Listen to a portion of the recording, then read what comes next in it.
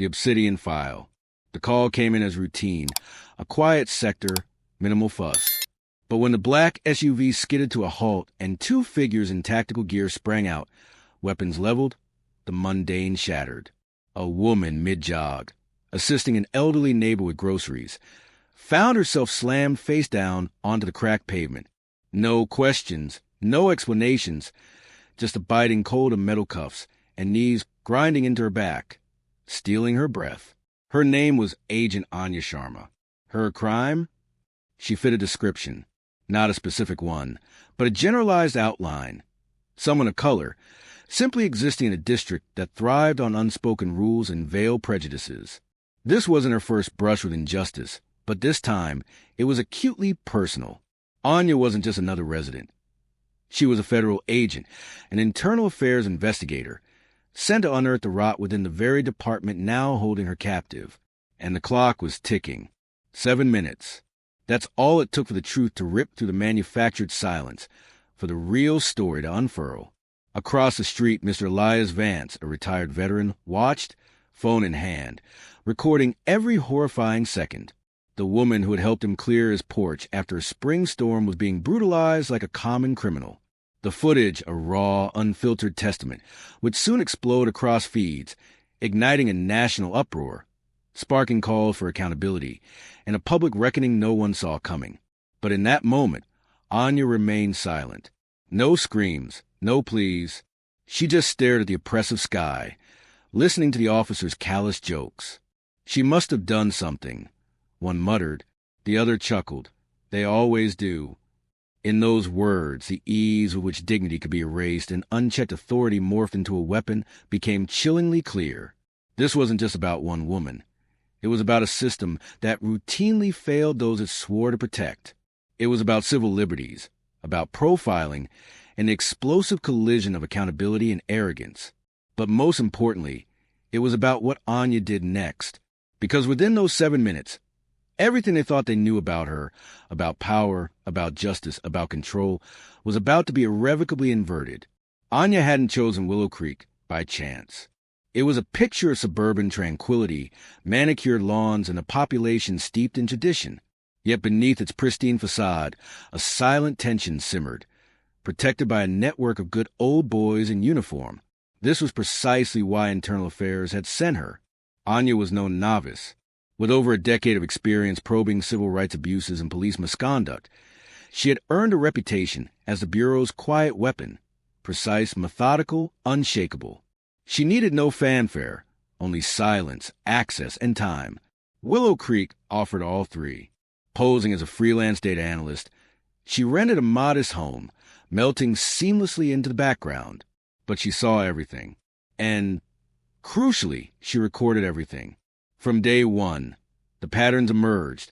Traffic stops disproportionately targeting minority drivers, arbitrary searches that inexplicably bypass Caucasian shoppers, and missing body camera footage after altercations that invariably left someone of color hospitalized or worse. But the true target wasn't the street-level officers. It was Captain Gideon Thorne, head of the Special Operations Unit.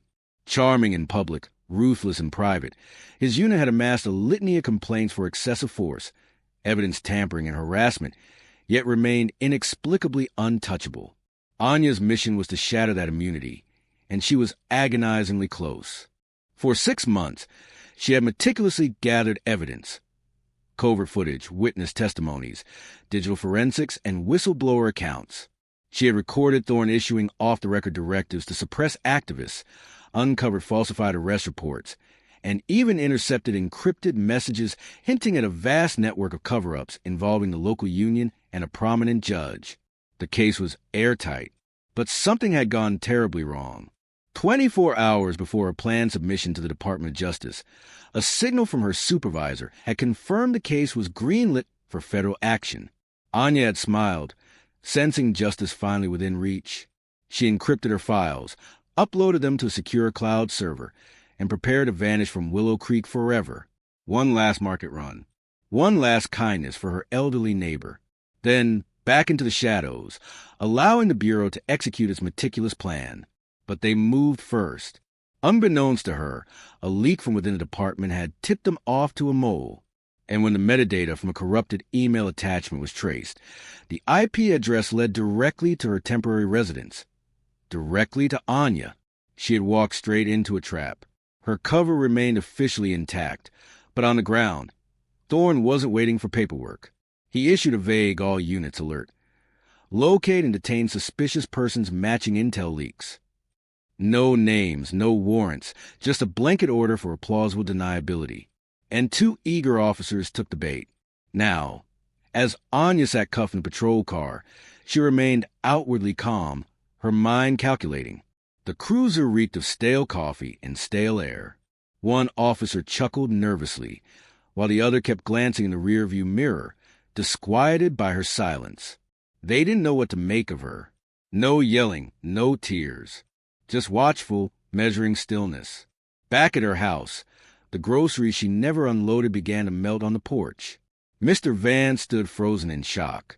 He had witnessed Anya's quiet act of kindness, helping his wife to the ER when no ambulance came, picking up litter, tutoring local kids. And now, he had seen her dragged away like a fugitive. Something inside him snapped. He pulled out his phone, uploaded the video to his private account, and then hit share. Inside the cruiser, Anya's fingers shifted almost imperceptibly in the cuffs. Not panic, but a rhythm. A silent pattern tapped into her palms. Morse code, a signal embedded in her skin. It was time. As the cruiser navigated the winding roads of Willow Creek, Anya remained still, but her mind raced. Years of tactical training screamed patience. It wasn't just a virtue, it was survival. She glanced at the dashboard. No camera, no audio logs. This wasn't procedure. This was off-book.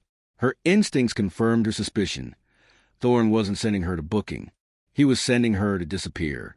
She shifted her wrist slightly, and the embedded chip in her bracelet, standard issue for undercover agents, pinged its last known GPS location to a secure federal satellite channel. One tap, then silence.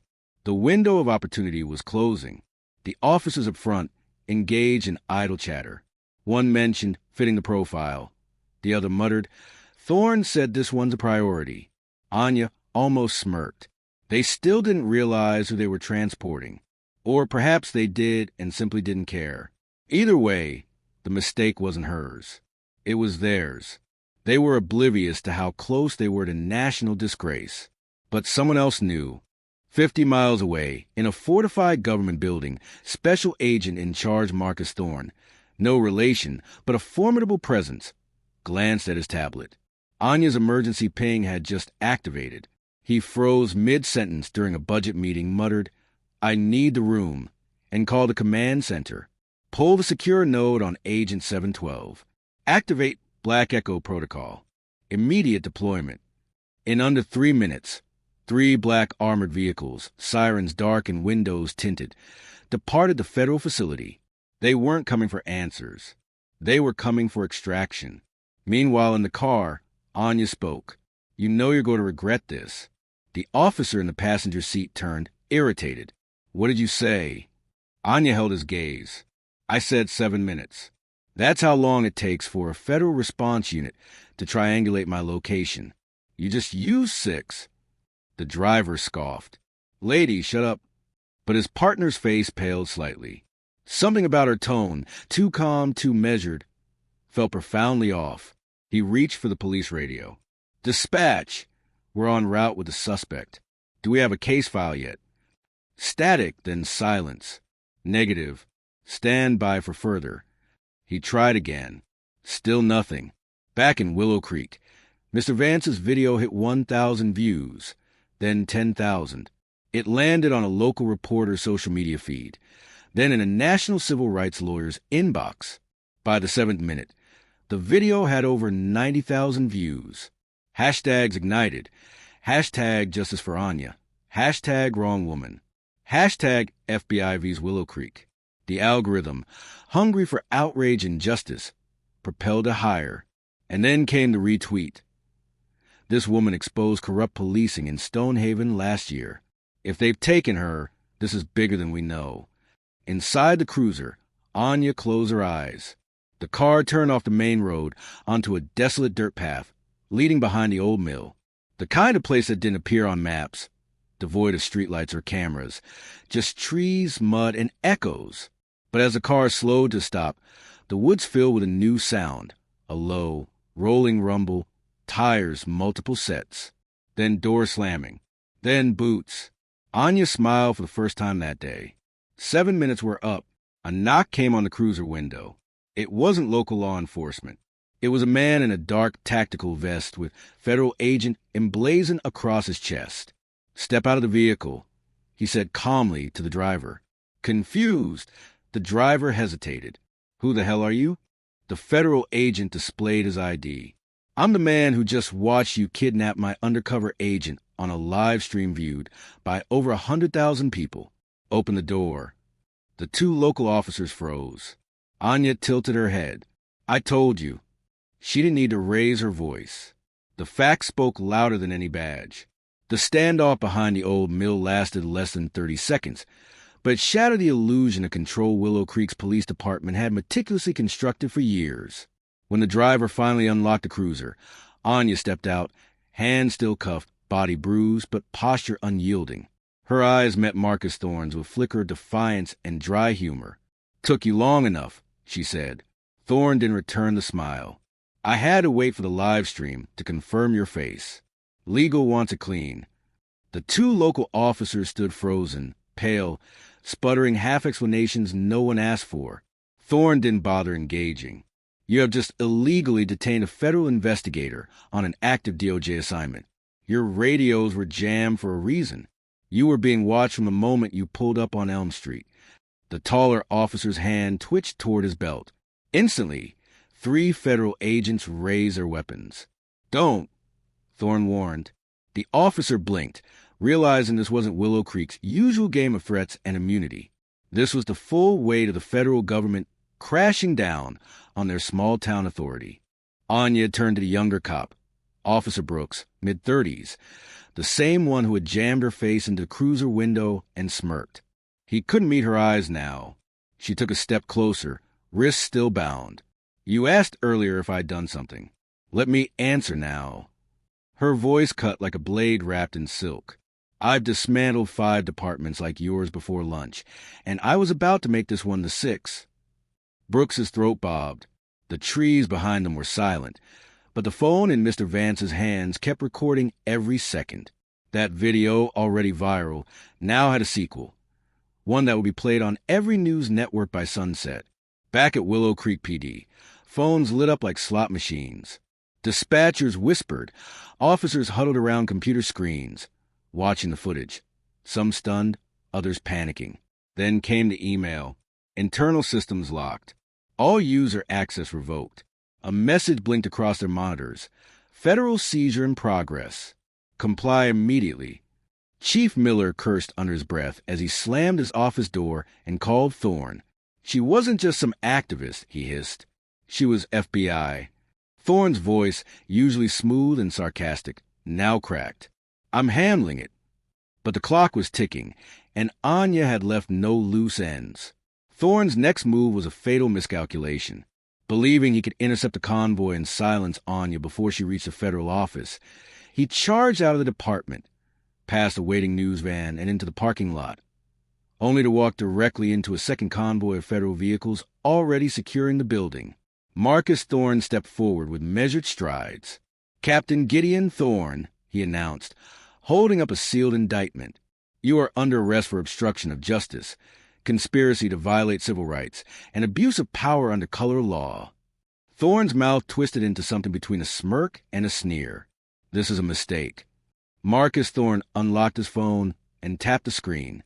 Audio played. Gideon Thorne's voice unmistakable. "Delete the body cam. I don't care what she said. She's not one of us." More audio followed. Orders to falsify arrests, target minority neighborhoods, retaliate against journalists. "You weren't being clever," Marcus Thorne said, locking eyes with him. "You were being recorded." At the federal field office, Anya sat at the center of a sterile interview room. But this time, she wasn't the subject. She was the architect. Around her, evidence bags were stacked.